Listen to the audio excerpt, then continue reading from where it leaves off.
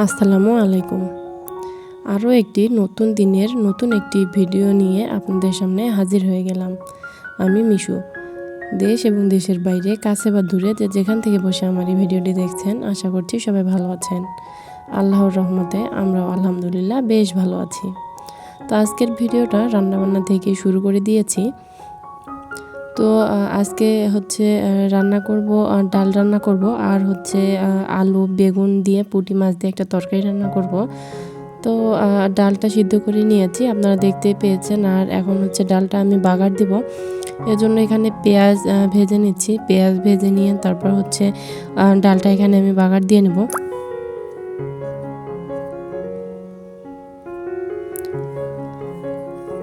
প্রতিবারের মতো আবারও একটি কথা মনে করিয়ে দিতে চাই যে সকল আপু ভাইয়েরা আমার ভিডিওটি ভালোবেসে ক্লিক করেছেন বা দেখতে এসেছেন, প্লিজ ছোট্ট একটা লাইক দিয়ে আমার পুরো ভিডিওটি কন্টিনিউ করার চেষ্টা করবেন। আর যে সকল আপু ভাইয়েরা আমার চ্যানেলে নতুন, যদি আমার ভিডিওর কোথাও কোনো অংশ একটুও ভালো লেগে যায় তাহলে আমার চ্যানেলটি সাবস্ক্রাইব করে আমার পাশে থাকতে পারেন। তো এখানে হচ্ছে আমি ডালটা বাগারও দিয়ে নিয়েছি, আর হচ্ছে ডালটা আমি এখানে নামিয়েও নিয়েছি। আর এই গরমে তো ডাল খেতে সবাই ভালোবাসে, আর এই গরমে হচ্ছে ডাল দিয়ে ভাত খেতে অনেক বেশি মজাও লাগে। তো যাই হোক, ডালটা আমার হয়ে গেছে। আর এখন হচ্ছে আমি ওই কড়াইটার মধ্যেই পুঁটি মাছ আর আলু বেগুনের তরকারিটা রান্না করে নেব। তো এর জন্য কড়াইটা আর ধুয়ে নেইনি। তো ওই কড়াইয়ের মধ্যে এখানে আমি সব কিছু দিয়ে দিয়েছি। এখন শুকনো মশলাগুলো এখানে আমি দিয়ে দেব।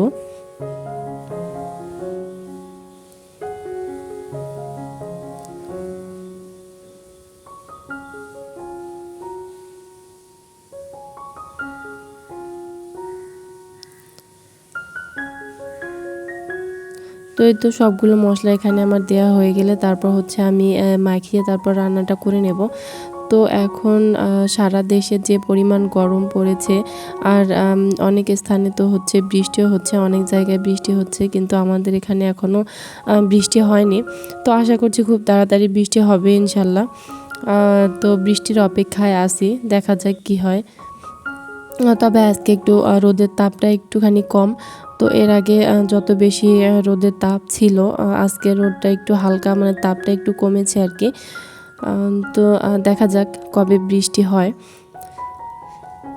তো এই তো তরকারিটা আমার মাখানো হয়ে গেছে, এখন হচ্ছে আমি রান্না করে নেব। আর তরকারিটা কিন্তু সত্যি অনেক বেশি মজা হয়েছিল খেতে, আমার অনেক ভালোই লেগেছে। তো আপনারা কে কে এভাবে হচ্ছে রান্না করেন জানাতে পারেন। আর যদি রান্না না করেন তাহলে এভাবে রান্না করে খেয়ে দেখতে পারেন, ভালোই লাগে, অনেক মজা লাগে। আর তরকারিটা তো নামিয়েও নিয়েছি, কালারটাও কিন্তু বেশ ভালো হয়েছিল, দেখতে অনেক লোভনীয় লাগতেছিল। তো যাই হোক, রান্নাবান্না তো হয়ে গেছে, খুবই সিম্পল রান্নাবান্না। আর দুজন মানুষের জন্য অল্প একটুখানি রান্না করলেই হয়ে যায়। তো যাই হোক, এখন হচ্ছে যেহেতু গরম, এখন পর্যন্ত আমার আম মাখানো খাওয়া হয়নি। তো একটুখানি আম মাখানো খেতে ইচ্ছে করতেছিল, তো এই জন্য এখানে আমি এখন আম মাখিয়ে নেব। আমি অফ ক্যামেরায় কেটে নিয়েছিলাম, আর এখানে হচ্ছে শুকনো মরিচ আমি ভেজে নিয়েছি।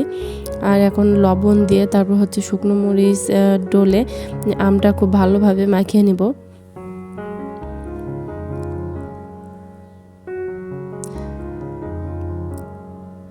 আম মাখা এতদিনে সবাই খেয়েছে, আমি মনে হয় এখন পর্যন্ত আম মাখা খাইনি। তো যাই হোক, আজকে আমিও আম মাখা খাবো। আম মাখা খেতে তো সবারই ভালো লাগে। তো এখানে হচ্ছে আমি মরিচ আর লবণ ডলে নিয়ে এখানে আমি সরিষার তেল দিয়েছি, দিয়ে হচ্ছে আমটা মাখিয়ে নিচ্ছি।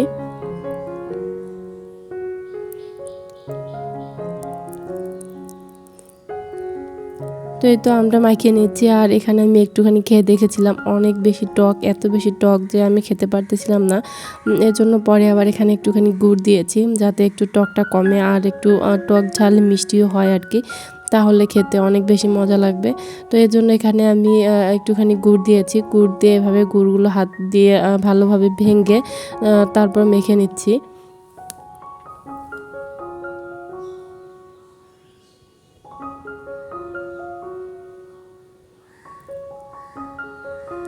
আর এই ধরনের জিনিস একা একা খেতে তো আর ভালো লাগে না। আম মাখা, বড়ই মাখা এগুলো হচ্ছে সবাই মিলে খেতে অনেক বেশি ভালো লাগে। কিন্তু আর করা, যেহেতু আমি এখানে একাই আছি তো একাই তো খেতে হবে। আর আপনাদের ভাইয়াও এইসব জিনিস খুব একটা খায় না, একটুখানি খেলো, না খেলে হচ্ছে নাই। তো একাই একাই খেতে হবে।